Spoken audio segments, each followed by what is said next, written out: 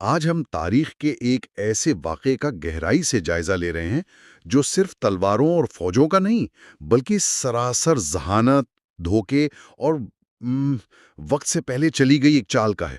جی، ہمارے پاس جو تاریخی دستاویزات ہیں وہ ایک ایسی جنگ کی کہانی سناتی ہیں جسے صلاح الدین ایوبی نے میدان جنگ میں قدم رکھنے سے پہلے ہی جیت لیا تھا۔ اور یہ سمجھنا بہت ضروری ہے کہ یہ صرف ایک دفاعی کامیابی نہیں تھی۔ اچھا؟ اس جائزے کا مقصد یہ دیکھنا ہے کہ کس طرح صلاح الدین نے دشمن کے حملے اور ایک بہت بڑی اندرونی بغاوت کے منصوبے کو نہ صرف ناکام کیا بلکہ اسی منصوبے کو ایک پھندے کے طور پر استعمال کر کے دشمن کو مکمل طور پر تباہ کر دیا۔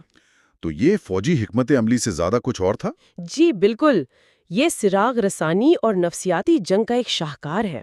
چلیں اس معاملے کو کھولتے ہیں۔ کہانی کا آغاز ہوتا ہے صحرا کے بیچوں بیچ، جہاں صلاح الدین کے انٹیلیجنس چیف علی بن سفیان اپنے 8 بہترین گھڑ سواروں کے ساتھ 2 مشکوک آدمیوں کا پیچھا کر رہے ہیں۔ اور یہ کوئی عام بھاگ دوڑ نہیں تھی، یہ ایک اعصاب شکن تعاقب تھا۔ یہاں ایک دلچسپ بات یہ ہے کہ ذرائع بتاتے ہیں کہ علی بن سفیان نے اپنے لوگوں کو حکم دیا تھا کہ ان سواروں کو زندہ پکڑنا ہے، مارنا نہیں ہے۔ اچھا، زندہ کیوں؟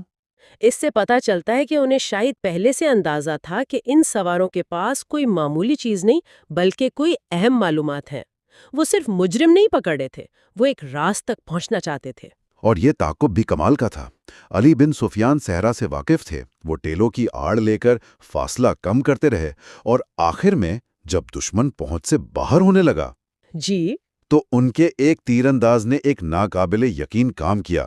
اس نے دوڑتے گھوڑے کی پیٹھ سے تیر چلایا جو سینکڑوں گز دور بھاگتے ہوئے دوسرے گھوڑے کی اگلی ٹانگ میں لگا۔ آپ سوچیں ذرا، گھوڑا گرا اور وہ دونوں سوار دھر لیے گئے۔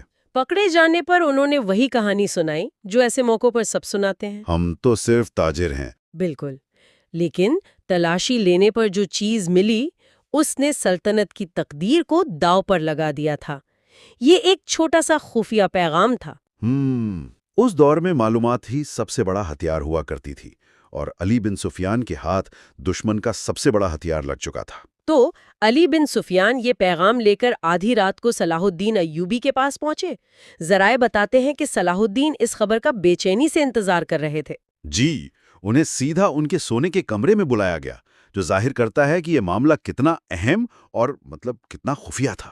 اور جب صلاح الدین نے وہ پیغام پڑھا تو ان کے چہرے پر جو تاثرات آئے وہ تاریخ کی کتابوں میں درج ہیں۔ ذرائع بتاتے ہیں کہ پہلے تو ان کا رنگ اڑ گیا، لیکن پھر ان کی آنکھوں میں شدید غصہ اتر آیا۔ آپ تصور کر سکتی ہیں